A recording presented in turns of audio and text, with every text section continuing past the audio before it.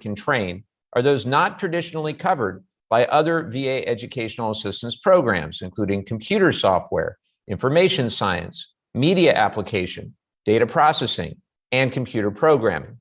VetTech incentivizes training providers to adequately prepare veteran participants for employment in their field of study by paying tuition and fees in increments, meaning the training provider does not receive a full reimbursement of tuition costs unless a veteran obtains meaningful employment after completing their program. The employment rate for veterans who complete their VetTech program is around 72%, and their average salary is roughly $60,000. I'll be interested to hear from VA today about how those data points compare against industry averages and any goals or plans they have for improvement. We've also seen that veteran demand for VetTech routinely outstrips the program's funding. At the beginning of the pilot, VetTech had an authorization of $15 million per year, which was exhausted within months after the program opened to applications. In my legislation, the Johnny Isaacson and David P. Rowe Veterans Healthcare and Benefits Improvement Act of 2020, this committee increased the authorization of VetTech to $45 million per year. I look forward to continuing to work with the VA and the minority to discuss how we can build off the success of the VetTech pilot to give more veterans the opportunity to expand their skill set for jobs in the high-tech industry. As we discuss the future of VetTech today, I'll be interested to hear from our witnesses how VA and training providers would scale this program in an effective manner to serve all eligible veterans interested in participating. Today, we'll also discuss Vrap, a temporary assistance program which Congress authorized the American Rescue Plan Act in response to pandemic-induced job loss. Vrap was intended to give veterans who had previously used their full GI Bill entitlement and were unemployed due to the pandemic the chance to quickly train for new careers and enter into high-demand occupations. This committee worked closely with VA to develop Vrap and set the authorized levels of participation and funding based off anticipated veteran demand for the program. The funding cap on Vrap is $386 million, and the maximum number of participants that can enroll is 17,250. When one of those thresholds is met, the program is exhausted. However, Vrap authorization expires in just 10 months on December 11th, 2022, and any funding not used before then will be returned to the Treasury. As of last month, VA had only allocated 26% of its authorized Vrap funding, and fewer than 4,000 veterans had enrolled in a training course. We're interested in hearing from VA and our non-governmental witnesses today about why program enrollment is lagging and any plans to increase participation.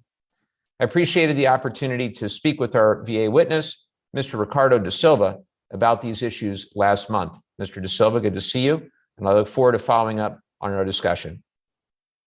Time is of the essence to improve Vrap so veterans can take advantage of this benefit to develop the skills they need before the program's authorization expires in December.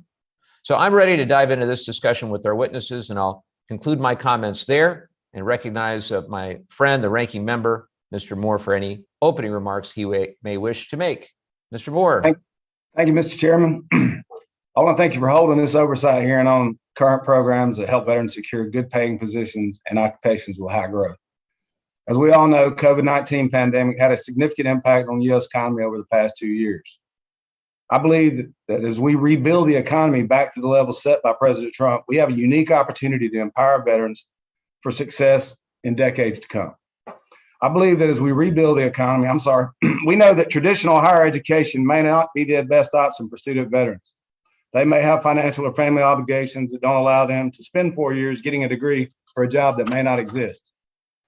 In April of 2021, the Brookings Institute released a concerning statistic that 1/3 of the jobs lost during the COVID-19 pandemic will be lost permanently, and that those employees will probably not return to their previous employer.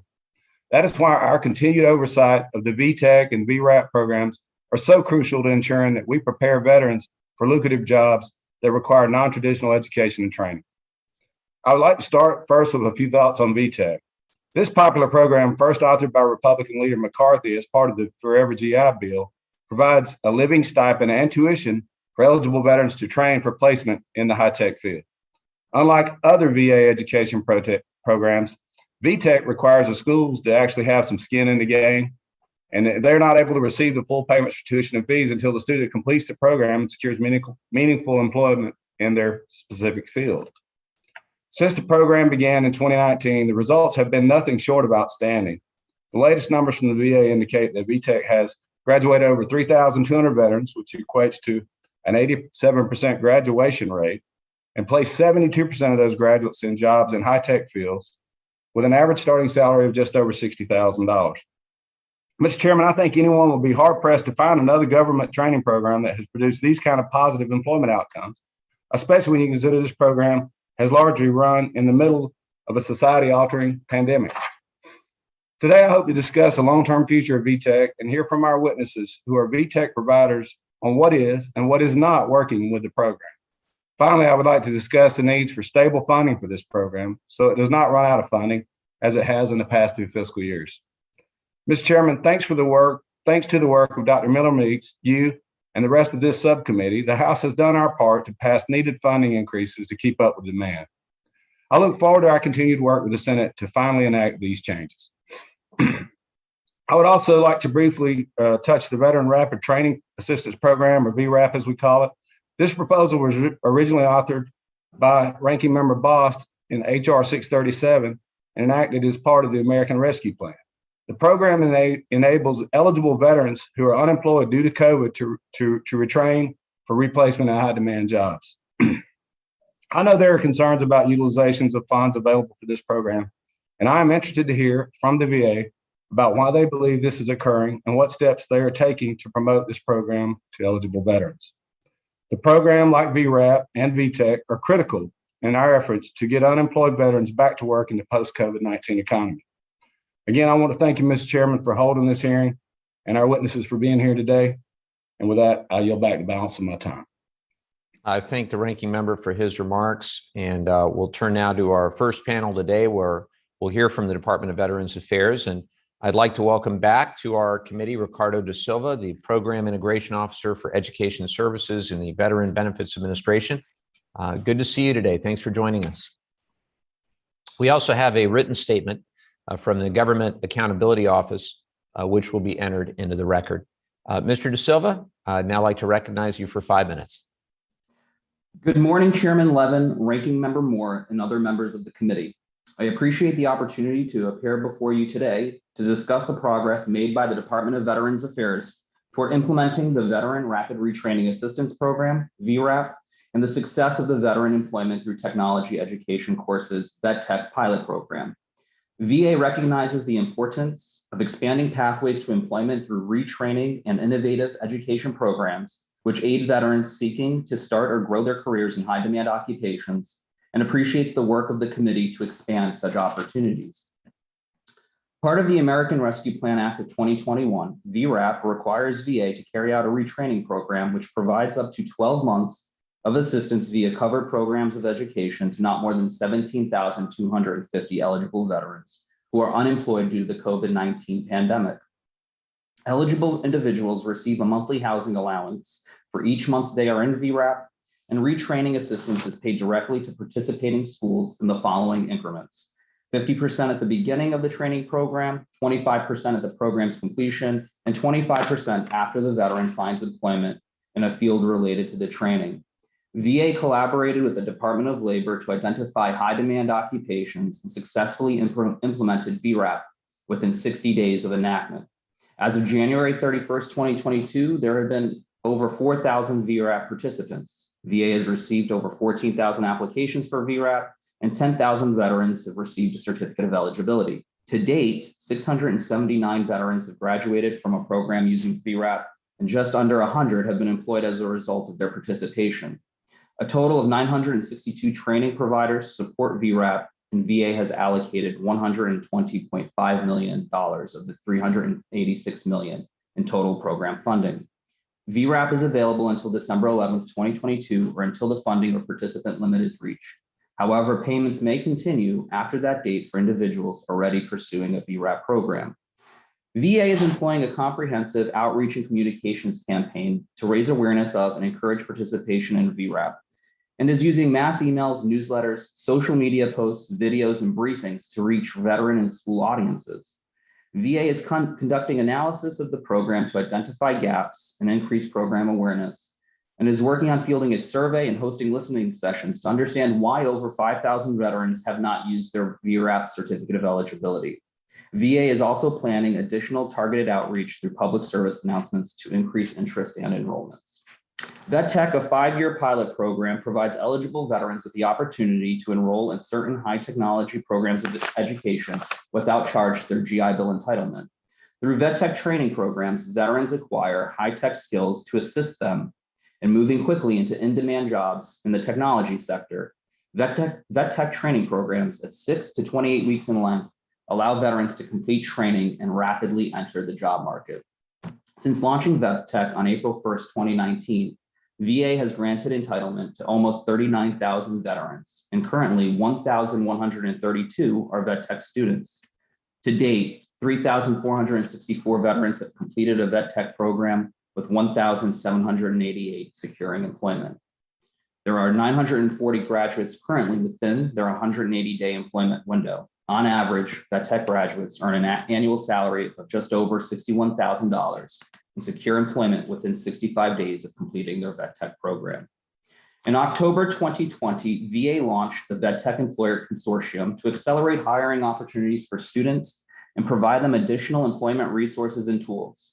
The collaboration between training providers, employers, and VA within the consortium creates a key space for students to network, attend events hosted by VA and employer partners, and be primed for employment success at the completion of their program.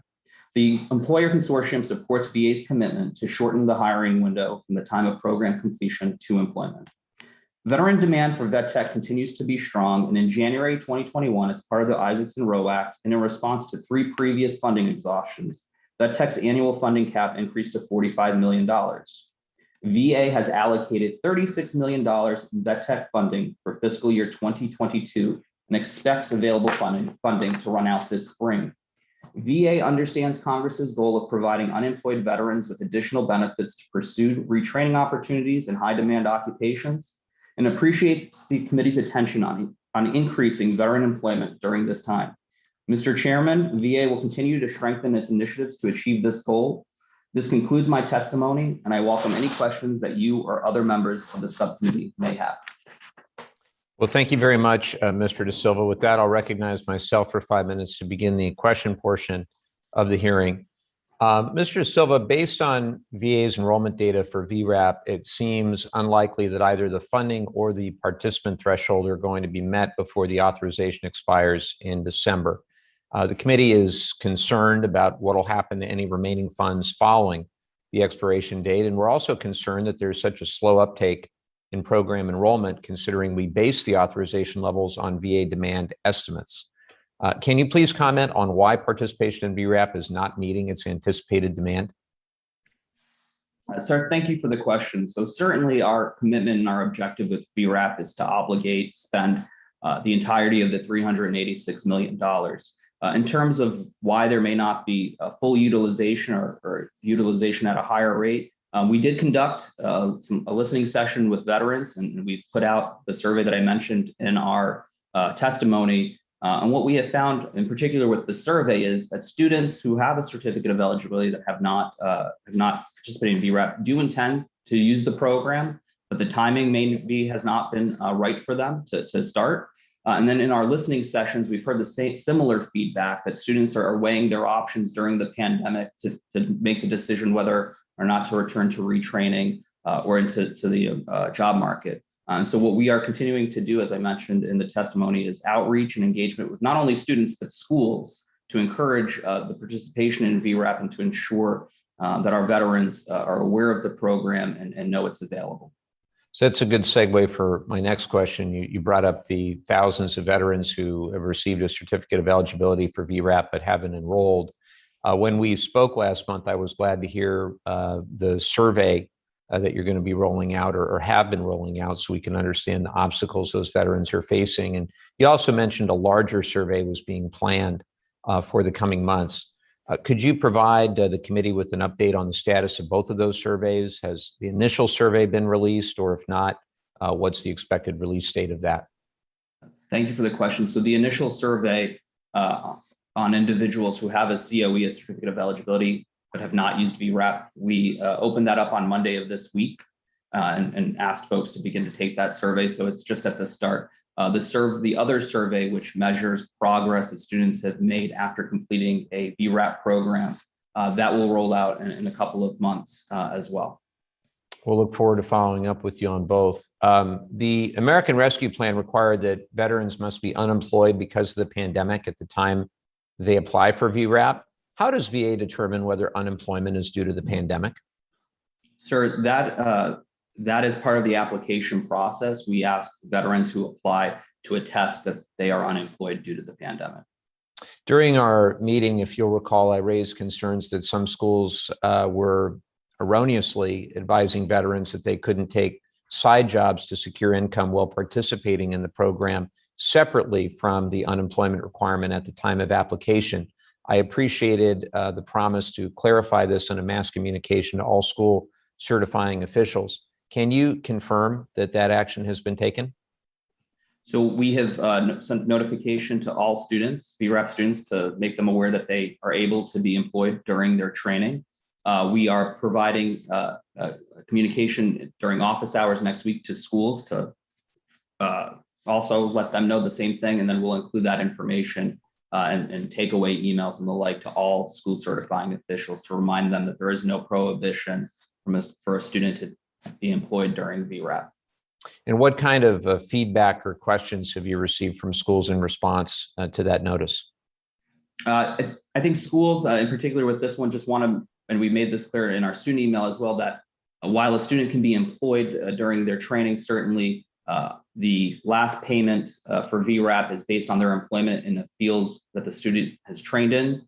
So schools certainly want to make sure that that's clear to their students, and we support them in that, in making that clarification. Thank you for that. Lastly, you mentioned in the meeting that VA would be rolling out a public service announcement to increase awareness of VRAP. What's the status update on that effort?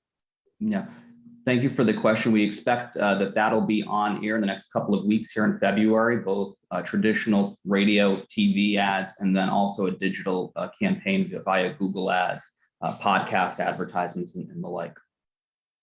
Okay, well, we'll look forward on following up with you on everything we just discussed. And I'm grateful for your efforts to try to get the utilization numbers up. And with that, I'll yield to the ranking member for his questions. Thank you, Mr. Chairman. Mr. Silva, what funding do you think we need to fully meet the demand for the vet tech for a full fiscal year? What level of funding would you think would be needed? Thank you, sir, for the question. As we have previously testified, we think and estimate that about $125 million a year would provide enough funding to meet the demand in vet tech, which continues to be quite strong in terms of certificates of eligibility and interest in the program. I got you. And if additional funds are made available for vet tech, do you believe there is enough capacity within existing providers to provide that training? I think certainly we do have that capacity. Our training providers have that capacity, but it would certainly help us in bringing on new providers. As you can imagine, when we do outreach and communications to those who are not in the program and they ask, is funding available, having to tell them that it's not may prevent them from joining vet tech. So we certainly see that as a positive, would be a positive part there too. Okay, thanks. And an additional question, and this may not be on topic for today, but could you confirm for me, it's my understanding that the rules for the GI Bill, if a veteran is given a general discharge under honorable conditions, the veteran is not eligible for the post 9/11 GI Bill. Is that correct? Sir, I'd be happy to take that one back and give you, clarify and confirm what the rules are around that scenario. Okay, and if you find out that that is the case, am I correct that the VA has no way to upgrade this discharge through a character service determination process? So there are processes available, and we can certainly provide you and your staff and the committee further details on how that might happen. Okay, thank you. Yes, if you don't mind, I'd appreciate that. And with that, Mr. Chairman, I'll yield back. Thank the ranking member for his questions. I'd now like to recognize my friend from New Hampshire, Mr. Pappas, if he's still on. Chris, are you there? Not hearing from Mr. Pappas, we'll turn now to my friend, Mr. Trone. David, take it away. Chairman, are we coming through? Okay, great. Thank you for holding this hearing today. I formerly ran a large company, and nothing made us prouder when we could hire vets for our team. It's not only the right thing to do for our country, but also veterans make fantastic employees. Veterans are mission-driven, natural leaders, and excel at teamwork. From your testimony, Mr. Silva, I'm most interested in Vet Tech Employer Consortium. The Vet Tech had a 72% employment rate for veterans who graduated, from their training program. We'd like to see that at 100%. So tell us how the VA build out the Employer Consortium for Vet Tech, and how are we getting the word out to employers? Does the VA reach out? Are the companies expected to find you? How do we make that get closer to 100%? Thank you for the question. So as I said in the testimony, we launched the consortium in October of 2020 in an effort to provide additional resources and tools to veterans participating in Vet Tech. We have partnered closely with Hiring Our Heroes to help us recruit industry to join the Employer Consortium.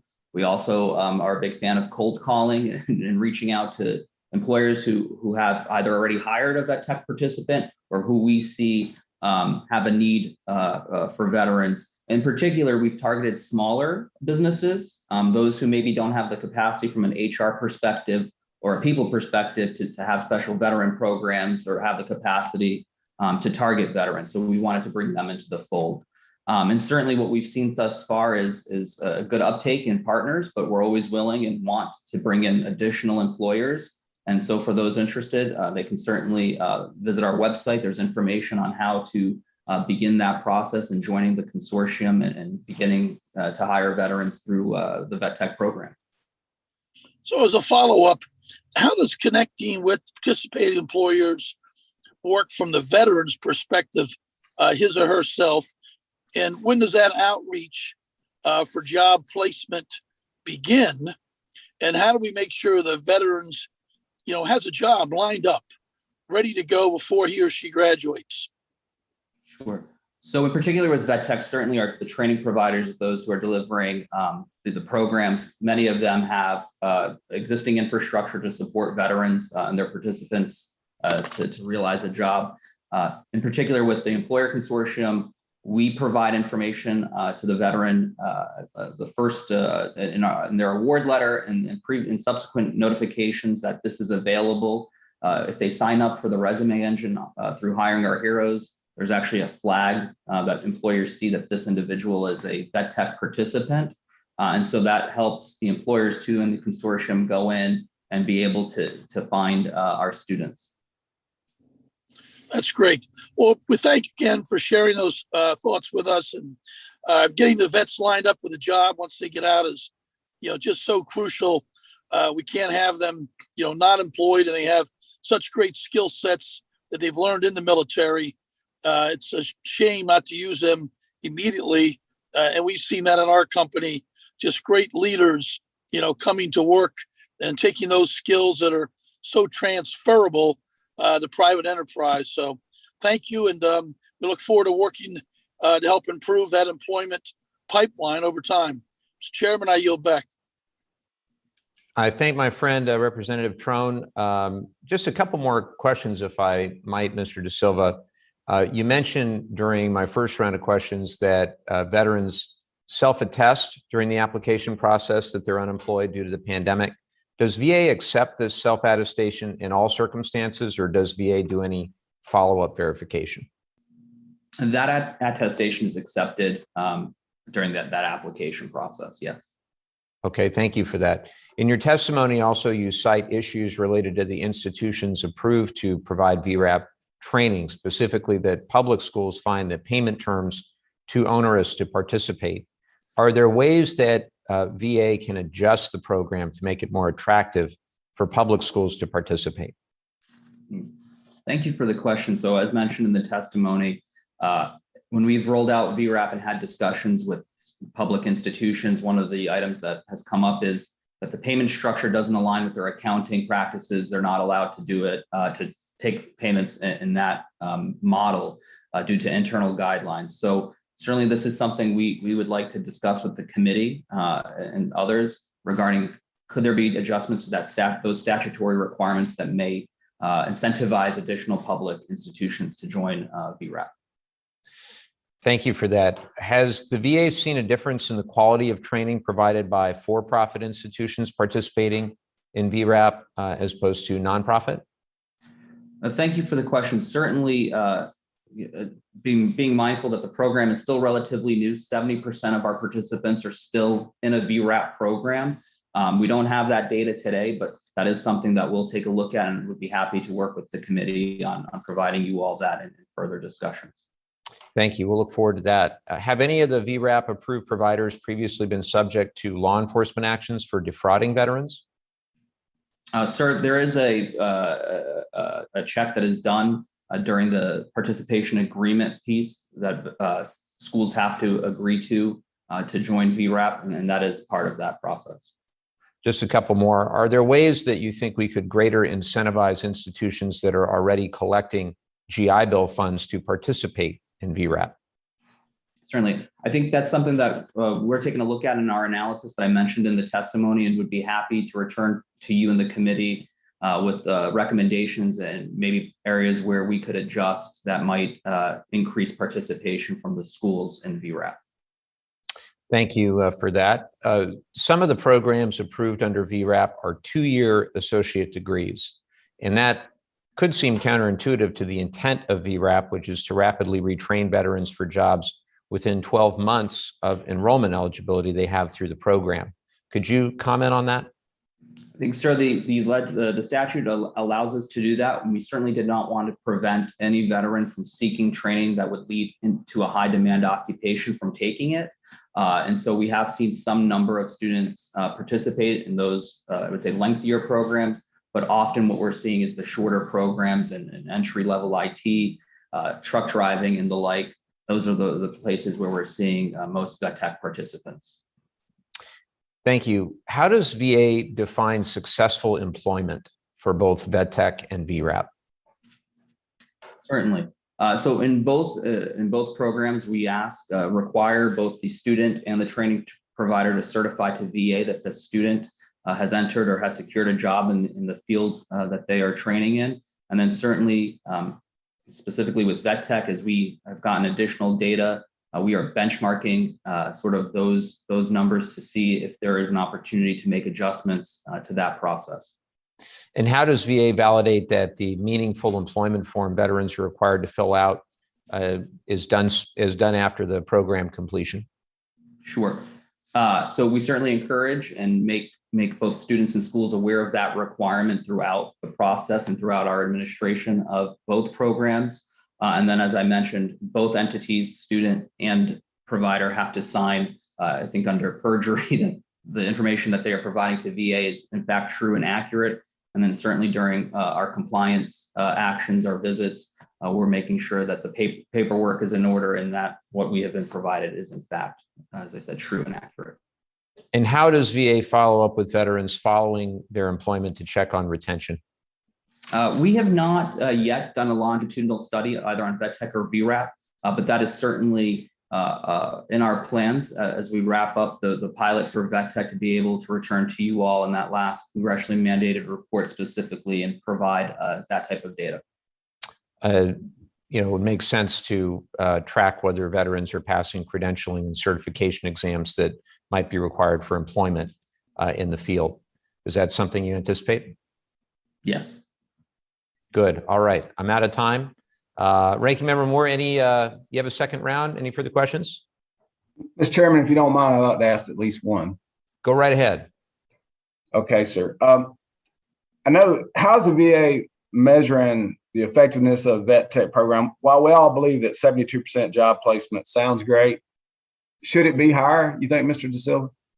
I think certainly, as the Secretary has made clear, we are to be judged on the outcomes, on our outcomes, specifically veteran outcomes, and we are pushing to increase that rate to 100 That's one of the reasons why we have launched the Employer Consortium and continue to collaborate with Hiring Our Heroes, with the Department of Labor, and also our training providers to make it very clear to them that the center of this program is not only training, but it's that employment piece at the end. And so we have taken steps to improve that, and we'll continue to do so throughout the pilot. Okay, so and one more, Mr. Chairman, and then I'll end with this. Mr. Silva, we have heard from some vet tech providers that there is a significant backlog in the approval process and maybe the reapproval process. What is the current timelines for reviewing these applications, and what is the VA doing to reduce the backlog of cases? Sure. Thank you for the question. And I know your staff was in, the committee staff was in Buffalo recently and heard from our staff, not only on vet tech and this piece, but also on what that office has done during the pandemic. But in particular, processing times for vet tech are generally between 70 and 90 days of when we have a complete package from a training provider. We're able to provide an answer, yes or no, within that time frame. There is quite a bit of development that often occurs with training providers to get their application, all the documentation in order. On the reapproval piece, we did hear and we understood that there was some timeliness challenges around that. It did not impact veteran enrollment. We did not stop any provider from submitting enrollments. But what we did do to address that was we have trained additional staff to be able to work on vet tech. And we are taking a look at the workload to see if there needs to be an additional education liaison representative assigned to that team. Okay, thank you. Mr. Chairman, with that, I'll yield back to balance. I thank the ranking member, and I thank Mr. De Silva for answering our rapid fire questions. We'll now begin our second panel, consisting of representatives from veteran service organizations and vet tech and VRAP training providers. First, we have Alicia Boddy, Chief Development and Operations Officer for Code Platoon. Welcome, Miss Boddy. Is it Boddy or Bodie? I want to make sure I get it right.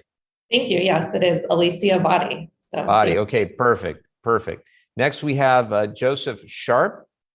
Hello, Mr. Sharp. Good to see you, Director of Veterans Education and Employment at the American Legion. Welcome back. Thank you for being here. And finally, we have Bill Blackstone, Executive Vice President of Galvanize. Welcome, Mr. Blackstone. Thank you all so much for joining the subcommittee today. We also have written statements from Veterans Education Success, Divergence Academy, Code Up, and the Society for Human Resource Management, which will be entered into the record. With that, I now recognize Ms. Boddy for 5 minutes. thank you, and good morning, Chairman Levin, Ranking Member Moore, and members of the committee. Thank you for inviting me here to discuss the VA's funding programs for technology and other high-demand jobs. I am the school certifying official for Code Platoon. That is, I complete all of the electronic filings to the VA and am the point of contact for both the VA and students. Code Platoon is a nonprofit coding bootcamp with a mission to train the military community to become professional software developers. We host in-person classes in Chicago, as well as remote learning. We have trained over 230 students since our first class in 2016, including 85 vet tech students, but only 8 VRAP students. I'm here today in support of making both vet tech and VRAP permanent programs by combining the best of both. Code Platoon was one of the first approved vet tech providers. In the summer of 2019, I formed the Vet Tech Working Group, a standing monthly call with vet tech training providers. We are frequently joined by the VA's vet tech processing team in Buffalo. A provider noted that these calls are the best training we receive each month. As we've discussed, job placement is a key metric for vet tech and VRAP. The VA withholds 50% of the vet tech tuition payment and 25% of the VRAP tuition payment until the student finds meaningful employment, which is required within 180 days of graduation. Job placement and tracking has inherently been part of the design of code schools from their inception in 2011. In fact, code schools formed an association to create reporting standards for job placement and post that data on the group's website. It is this commitment to job placement that makes code schools uniquely qualified to support these programs. Vet tech, VRAP, and the GI Bill all have different approval processes. Each year, vet tech providers are required to submit over 30 pages of documentation to vet tech's approval team. I've shared a detailed timeline of this approval and the issues we experienced recently with staff. During our January 22 vet tech working group call, the approvals team announced that the process is undergoing considerable and meaningful updates. I want to especially thank Bill Spruce, Darlene Graves, Sarah Beth Dean, and Peter Anastasi for their tireless efforts in working with the vet tech working group. Vrap is another story. We have not been able to establish the same relationship with the Vrap team. In fact, communication from Vrap often comes from an email that does not accept replies. Most Vrap providers are universities, community, and technical colleges, and include providers who have had issues with their GI Bill approvals. We have provided staff an analysis of Vrap programs by provider and state. While community and technical colleges are undervalued and certainly can play a role in workforce development, perhaps the VA could be more intentional to approve programs with a high demand for workers and greater likelihood of securing meaningful employment. The vet tech budget consistently exhausts our funding prior to the end of the fiscal year, leaving thousands of veterans unable to participate in our training programs. Code Platoon is currently enrolling students for our May 24th class, but we have no idea if funding will actually be available. In contrast, Vrap was allotted $386 million. This budget has barely been spent. Vet tech students are not eligible for Vrap. As a short-term solution, please consider moving $45 million from the Vrap budget to the vet tech budget immediately. This will allow providers to continue training veterans through this fiscal year. The funding level for vet tech should also increase moving forward. Vet tech and Vrap are innovative tools to change the narrative on VA educational benefits. My written testimony includes suggestions on what to include in a permanent program. The vet tech working group is more than willing to provide further suggestions. We can use these programs to focus on building the modern economy by filling high demand tech jobs through coding boot camps and other short-term or accelerated learning programs. Thank you for the opportunity to share my experience with the vet tech and Vrap. I've seen firsthand the impact these programs are having on our veterans.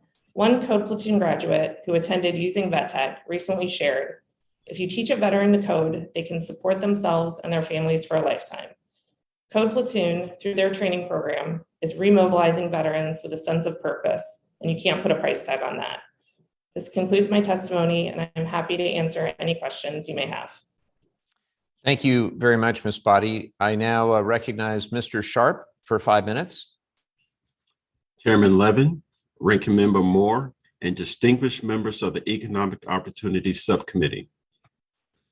America faces a workforce development crisis.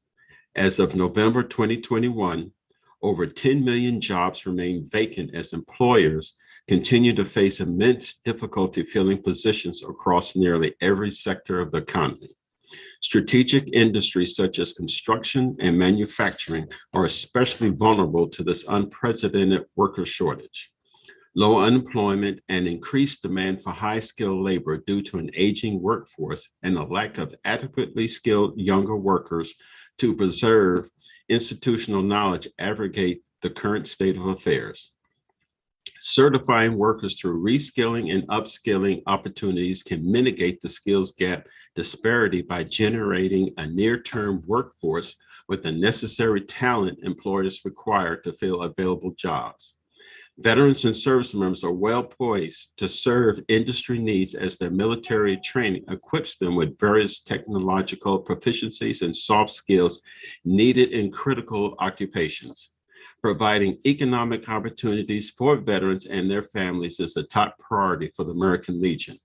To be a valuable candidate in the 21st century workforce, veterans need training opportunities that are affordable, flexible, and applicable to their desired industries. While some veterans utilize the GI Bill benefits to pursue the conventional four-year education, intensive short-term programs can effectively develop the skills that today's employers require, allowing veterans to swiftly reposition themselves in the job market to address today's economic challenges.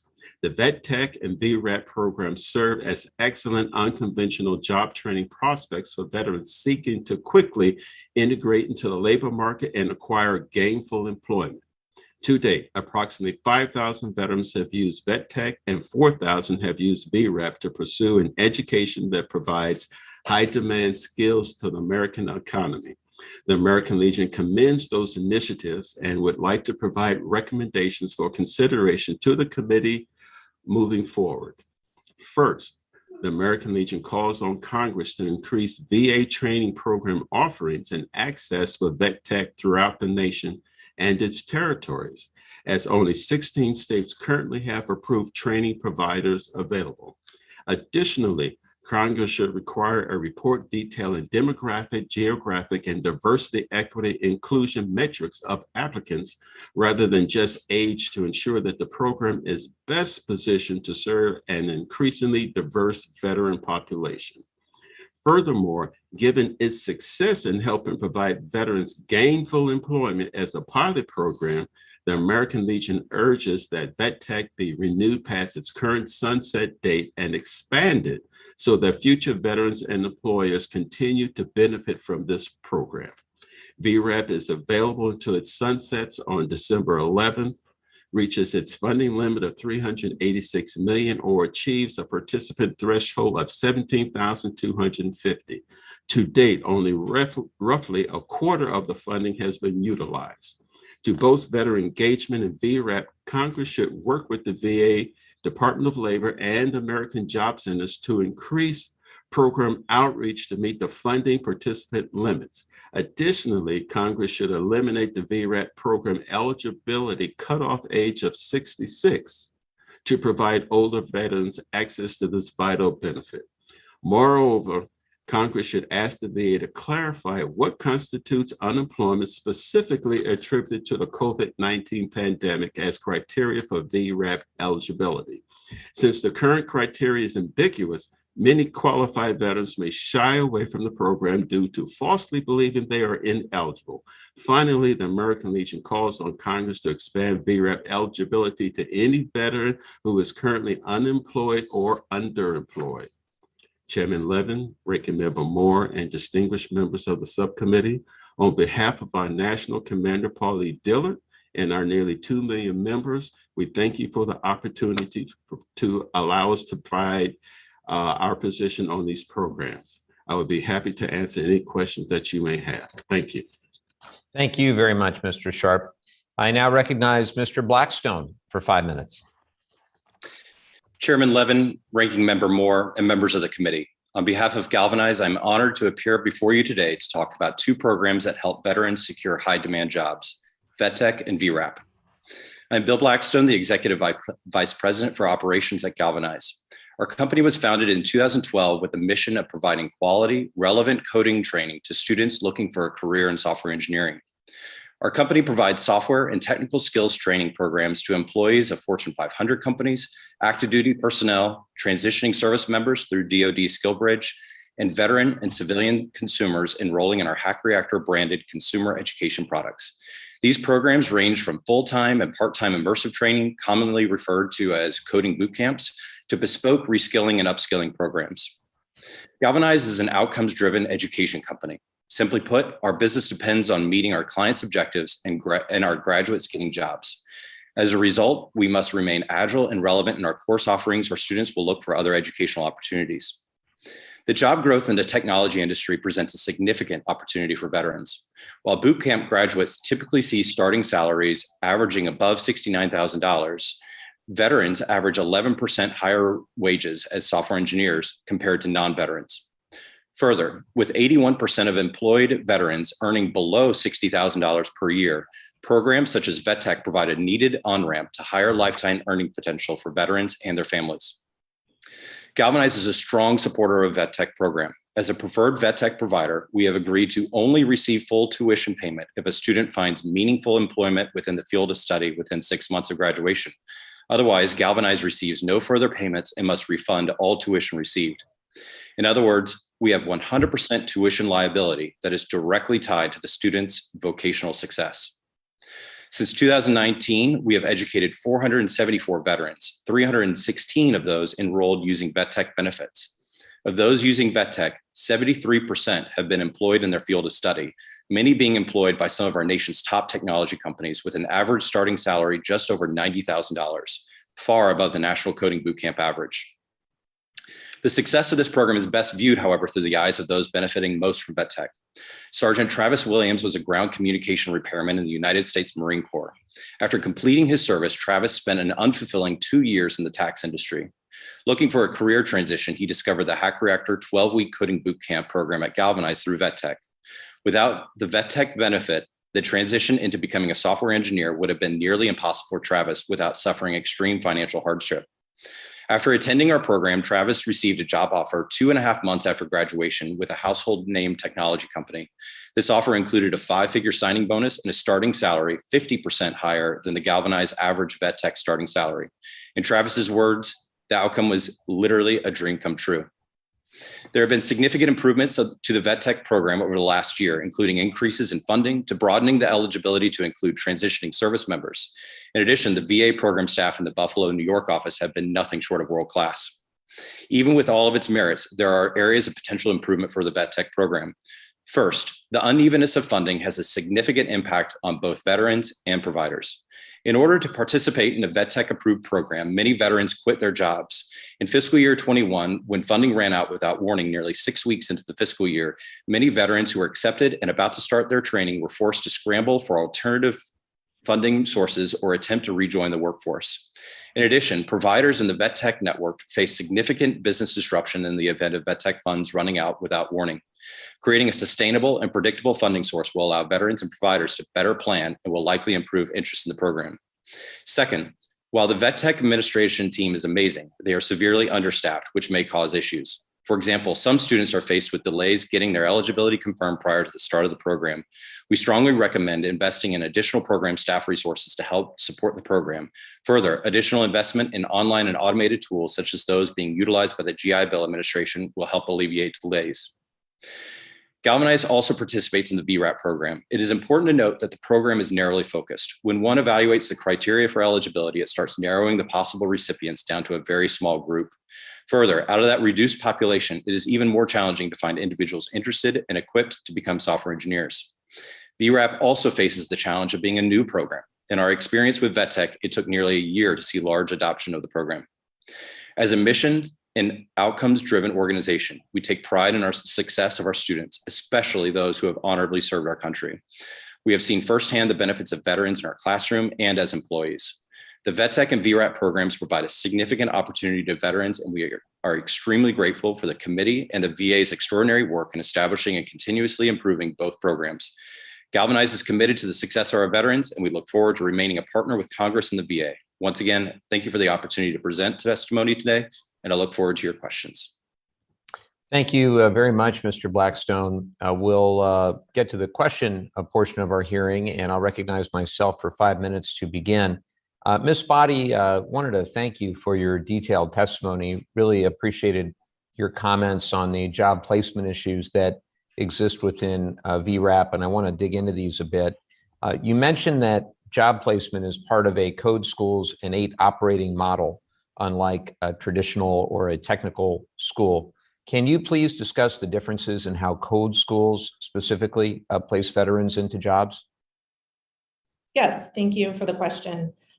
So since the beginning of code schools, and certainly since the beginning of Code Platoon in 2016, part of our mission is not just to train our veterans, but to also get them into jobs. So we have a robust career services department that works with employers, works with our students to make sure that they're finding opportunities immediately after graduation. It's never been enough for us to just do the training. We want to make sure that they get those first jobs and really get their careers started. I think in contrast, some of our traditional higher ed, they focus, on the training, but the career services component is just not there the way it is with code schools. Got it. Thank you. To your knowledge, is VA providing any technical assistance to traditional schools on how to fulfill the job placement requirements of Vrap? I'm not sure. All right, fair enough. Mr. Sharp, I appreciate your testimony regarding VRAP, and I share your concerns about low enrollment rates. You may have heard our interaction with the previous witness or the first panel. To what extent does the American Legion attribute the low uptake in VRAP participation? Or I guess to what do you attribute the low participation rate, and what suggestions do you have for how VA can increase enrollment? Well, the American Legion has always been concerned that many of our veterans who are not taking advantage of many of the benefits and opportunities that they've earned since they've left the military, that there just seems to be an issue with outreach, being able to get the information out to veterans, especially our veterans that are located in rural areas and some of our urban areas. That information just doesn't seem to be getting out in a way that veterans can make decisions on how they would like to pursue their occupations or become gainfully employed. Got it. Thank you very much. Mr. Blackstone, I'll turn to you. I appreciated your testimony regarding how Galvanize tailors its curriculum to the needs of employers, including the Department of Defense. Can you please discuss how Galvanize has been able to develop a curriculum to build off of veterans' existing military skills to prepare them for civilian government jobs? Thank you for the question. This is seen most in our transition programs where we work with active duty service members who are transitioning out of active duty service and into civilian workforce. We provide a programming wrapper that includes everything from how to pay rent and how to make sure that you're going grocery shopping every week, all the way to understanding workforce environments and how to communicate appropriately in an office environment. We take, obviously, outcomes extremely seriously as a company. And with these veterans who are transitioning out of the service, who have not had meaningful employment in civilian life, it is important that we provide these additional services. Thank you for that answer. You also mentioned that Galvanize works with Fortune 500 employers, many of which I understand might still require a college degree for most mid to high level positions. In your experience, do veterans without a 2 or 4 year degree have a harder time finding employment after finishing a training program? I think it's important to note that the data shows that statistically, veterans going through coding boot camps have around the same opportunity for employment as civilian individuals going through coding boot camps. In addition, they're seeing anywhere from 8 to 11% higher wage earning potential than civilian students. In these companies, many of these companies have diversity and equity and inclusion efforts that include purposely hiring and being intentional with hiring veterans. And so we do see kind of additional partnership there and do not see a significant reduction in the ability to be hired. Thank you very much. No further questions, but I just want to thank you all for the great work that you're doing to get our veteran community ready for their next service in the community, whatever occupation they may choose. Thank you all for that. And with that, I'll turn to the ranking member for his questions. Thank you, Mr. Chairman. Ms. Body, we have heard from some vet tech providers that there is a significant backlog in the approval and reapproval process. Will you please share your experience with the VA regarding the backlog for these approvals? Yes, thank you for the question. Most recently, vet tech providers had to provide their reapproval packets as of August 30th of this year, and then of 2021. And then we had to have all those approvals in before the fiscal year started on October 1st. And so this really just became an impossible deadline for the approvals team. Each provider had over 30 documents that were required, and multiply that by 32 providers. And it was just, it created quite a backlog. I know as of November, we only had 6 providers that had been approved, and it took well into January to get the rest of us approved. So we received real-time feedback. We took our working group calls seriously through those fall meetings and worked very, very closely with the approvals team and the processing team to get these these fixes made. And now, happy to say that approvals is working with providers, and we've got a new process in place, and we should be able to get these done much quicker as we go into the next fiscal year. Yeah, I could see where that'd be extremely challenging. You got 900 pages to have done in 60 days, right? Yes. Yeah. I don't envy their position at all. It was a lot as one provider to put that information out there, but certainly having to receive that information is incredibly difficult. Ms. Body, if it makes you feel any better, some days up here, we've got 2 days to do 3,000 pages. So we feel your pain. Mr. Blackstone, a quick question for you. In order to be eligible to participate in a vet tech, a veteran must be eligible for GI Bill entitlement and have at least 1 day of unused entitlement. Should Congress decide to make this program permanent, do you believe that we should charge participants an entitlement for usage of the program so that they have some skin in the game, so to speak? Thank you, Ranking Member Moore. Before I answer that, I would be remiss not to say roll tide. Saw your coffee cup. Yeah, hey, we're a basketball school now. It's true, sir. When we look at the students who participate in vet tech, it's important that those students make a good faith effort in the job search process. And currently, while there is a very aligned incentive between the government, between the veteran and the provider, especially as a preferred provider having 100% tuition liability, there's a great alignment in that around getting that individual a job and meaningful employment in the field of study.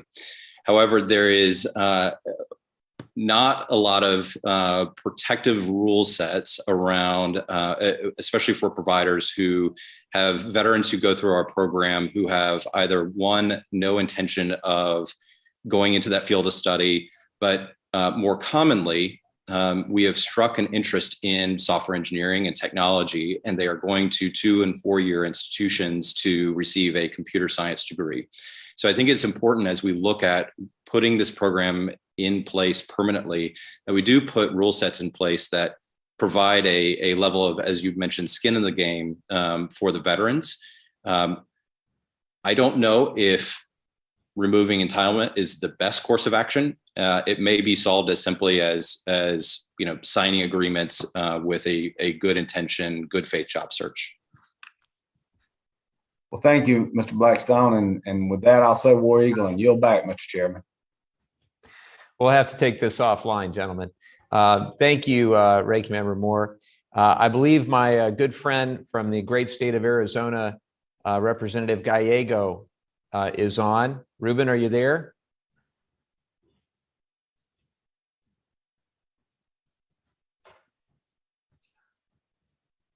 There he is. Sorry about that. Right. I thought it was going to be Representative Moore next. I apologize. It's all good.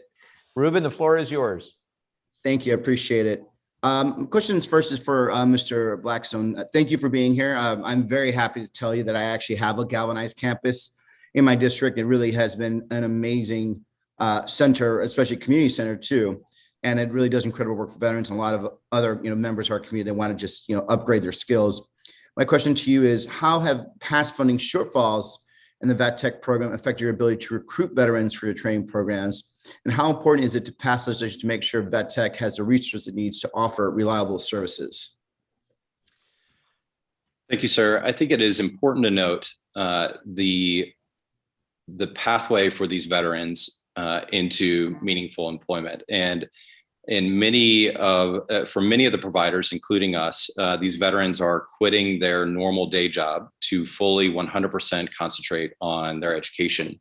Mm-hmm. And so, as mentioned in my written testimony, there are instances where veterans have already quit their job. They are about to start the program, and then funding runs out, and they are left scrambling for finding resources for their family. And I think it's important that we provide a stable foundation of predictable funding, especially for those veterans who are wanting to change the trajectory of their career. Thank you. Mr. Sharp, VetTech is truly a unique program that's meant to help veterans fill high demand jobs and give them the skills they need to be competitive. Can you expand on the importance of this type of education opportunity for veterans, and how does it complement the benefits offered under the GI Bill? We think it's a very important and crucial program, not only for veterans, but it's in the national interest to make sure that these veterans are coming out, that they're gainfully employed. During the height of the pandemic in April of 2020, we had 700,000 veterans that were unemployed. 50% of those individuals were in the service sector. It's our goal to try and move those individuals out of those particular positions and put them in gainful employment. If you have 62% of the adult population that's currently working, making $20,000 and less, that's not gainful employment. And for veterans that are leaving these particular tech jobs that are making between $50,000 and $60,000 starting off, it's not only helping that veteran and that family become stable and contribute to their various communities, but it's also assisting the country as far as having a skilled workforce. If we continue talking about bringing back manufacturing back to the country, then we need a skilled workforce to do that. And these type programs do that. So that's something that we're very pleased that VA is doing, and more should be done. Thank you. And then just last question is, I also want to ask you, have any suggestions for how the Vet Tech program can be improved for veterans and ensure it runs smoothly and efficiently? Well, the American Legion's also been very concerned with pathways to employment. That's why the American Legion has always been an advocate of improving the TAP program, that when veterans leave the military, that they are given the opportunity to find jobs that will train them and to hire them and make sure that they're gainfully employed. The American Legion's done a lot as far as licensing and certifications.